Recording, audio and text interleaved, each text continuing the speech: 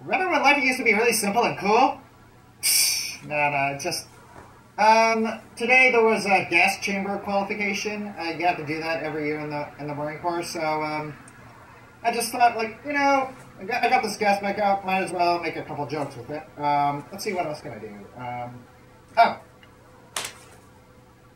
It doesn't matter who we are. What matters is our plan. I was in the gas chamber, Batman. Alright, let's see, what else can I do? Let's see. Oh.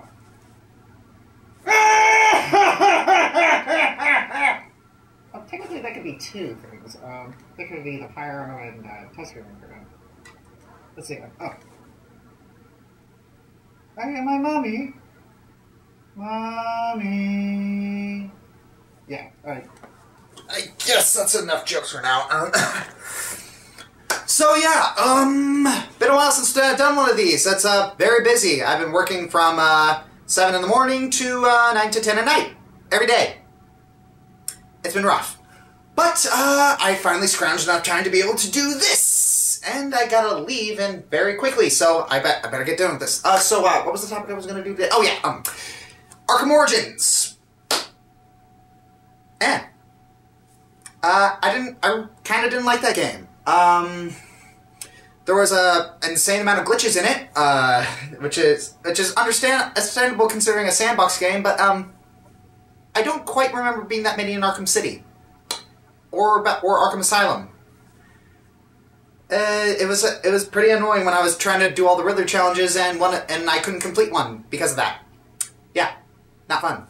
Let's see. There was other things that I didn't like. I didn't like the story. Does this game really expect me to believe that Batman met the Joker, Bane, the Riddler, Mad Hatter, Deathstroke, Deadshot, and Black Mask all in one night? Christmas Eve. All those major villains he met in one night.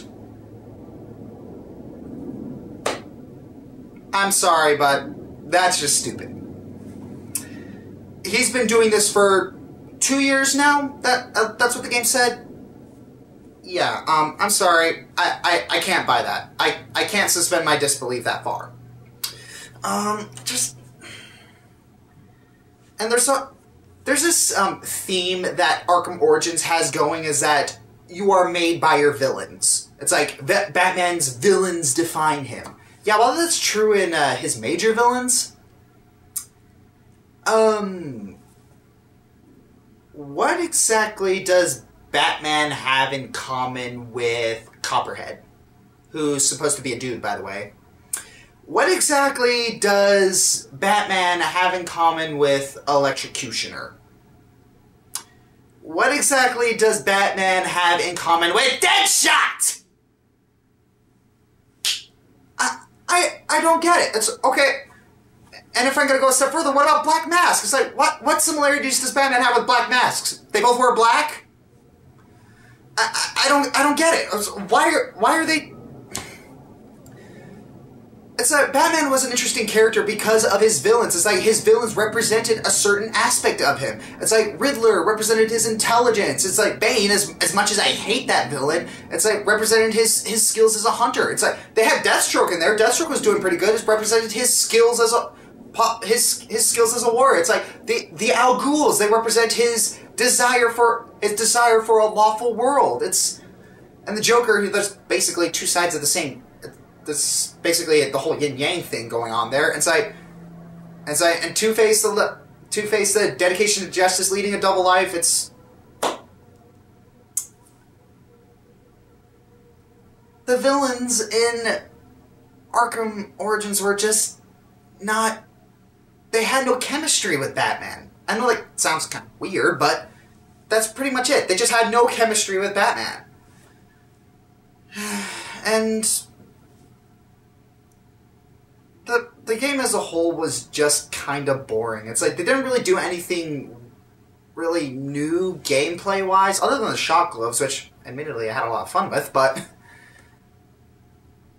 it's another thing that bothered me about Arkham Origins was the detective mode. It's like, when I first saw that in action, I'm like, oh my gosh, we get to reconstruct crimes, we get to figure things out for ourselves? That's awesome! And it's not. It's not awesome. It's like, there's no skill involved in, and there's really no skill involved in reconstructing crime scenes and figuring things out. It's like Batman just feeds you what you have to do, where you have to go, where you have to look. It's like, let us use our brains. We have them. Oh, and speaking of which, those boss battles. Oh gosh, those boss battles. I didn't think it was possible for me to hate Bane anymore. But this game did it for me. I didn't really care for him as a villain in the cartoon or the comics. I didn't really care for him in Arkham Asylum or Arkham City. He was just kind of throwaway. And in this one, he's a major player. And his boss battles are terrible. Because they constantly, you constantly have to keep your eye on Bane while having all his goons,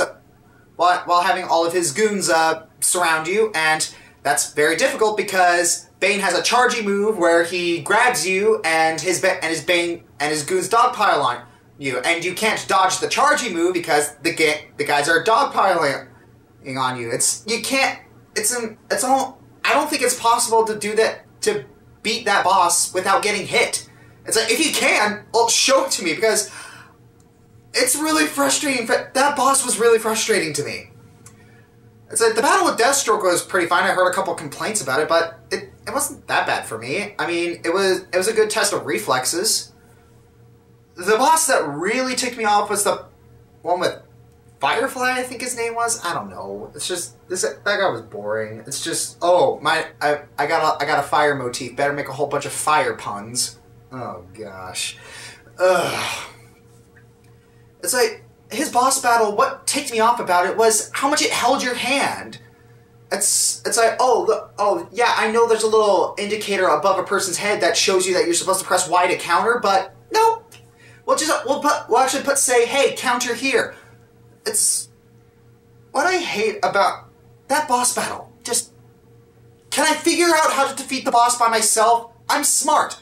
I know. Let me use trial and error, like a normal gamer. I don't like having my hand held. That's why I ignored most of the fairies in Ocarina of Time and Majora's Mask. I don't want to be handheld on how to beat the boss. I want to figure it out for myself, because once I do that, I feel smart. You're making me feel stupid. So yeah, Arkham Origins, very disappointing. On the plus side, the voice acting was decent. The guy who did Joker did a pretty good job imitating Mark Hamill. Even though he wasn't getting a lot of funny lines, and the guy who did Batman, he was okay. I could detect a couple Christian Bale moments.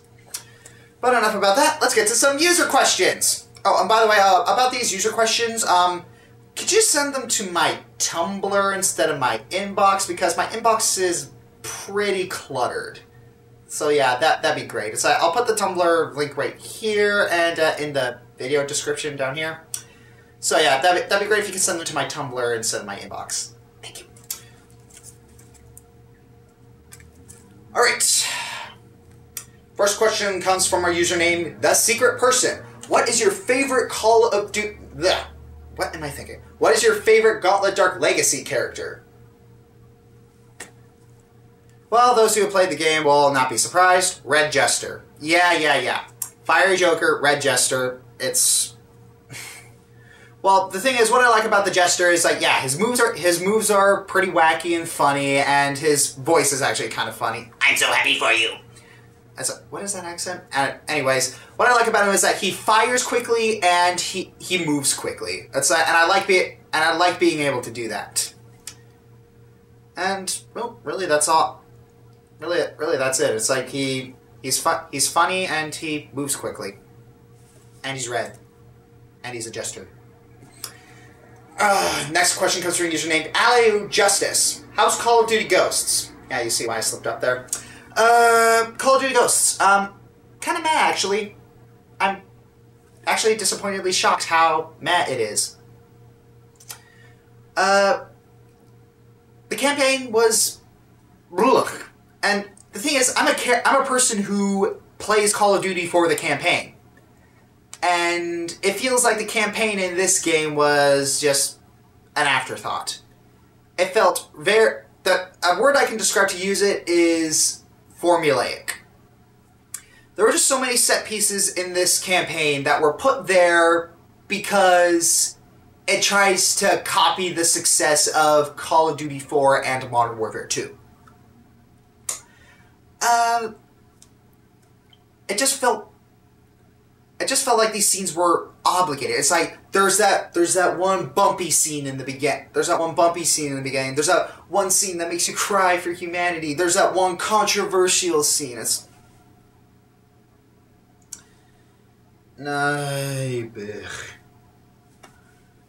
multiplayer was fun though. I mean, it's I really appreciate how they're trying to make the Call of Duty multiplayer experience as good as possible, but I mostly play the Call of Duty games for the campaign. Yeah, call me weird, but there you have it. I was disappointed with the campaign, and as a whole, I'm disappointed with Ghosts. It's that simple. Next question comes from a user named Jack Stevenson. Are you interested in Battlefield 4 at all? I mean, I might get it if one of my fellow Marines has it, but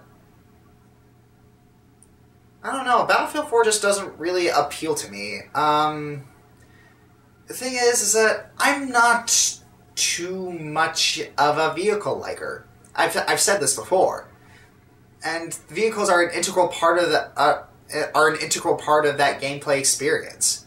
And so, yes, I know there's a lot of maps that do. There's a lot of maps that have no vehicles, but I also don't like the way it looks.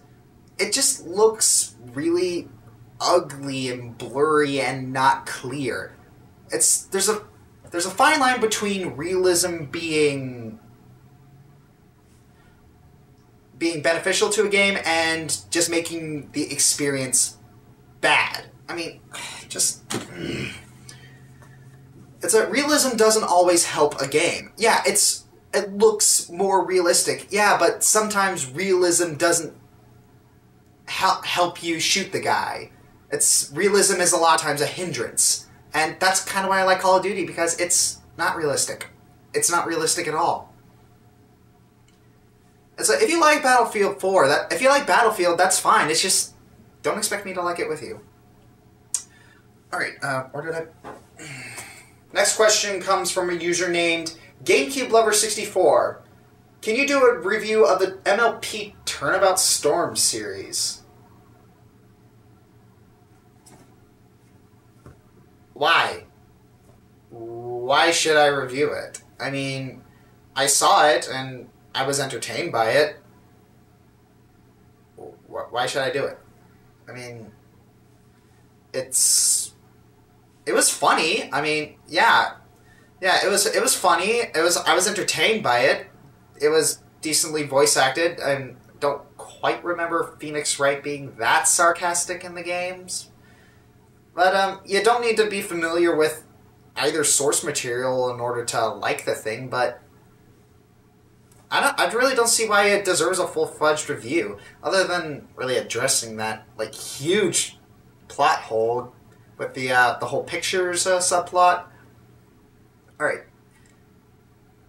If you don't want me to spoil anything, just skip a little bit ahead into the video until you like see text or something that states the next question. I don't know, but I'm gonna spoil something right now. The whole pictures. All right. Why didn't Phoenix Wright ask where Trixie got the pictures? Because if Phoenix Wright asked Trixie where she got the pictures, then that would have led to Trixie saying that, oh, it was found on the guy's corpse. And that would have prompted some questioning. That would have prompted some questioning. It's like, oh, those pictures. I think there might be some ulterior motives to this. And yes, that probably would have made Rainbow Dash look a little more guilty. It's like saying, oh, she was killing him because she didn't want those pictures. She was trying to kill him because she didn't want those pictures to get out. Okay, here's a question: if Rainbow Dash killed the guy because she didn't want the pictures to get out, why did she leave the pictures there? That's just a really, really big plot hole that, yeah, it was a little bit distracting, but it didn't detract too much from my experience. Alright. I'm not going to do a review on it. Next, and the last question comes from a username, The Artistic Kamen Rider. What do you know of the Kamen Rider franchise?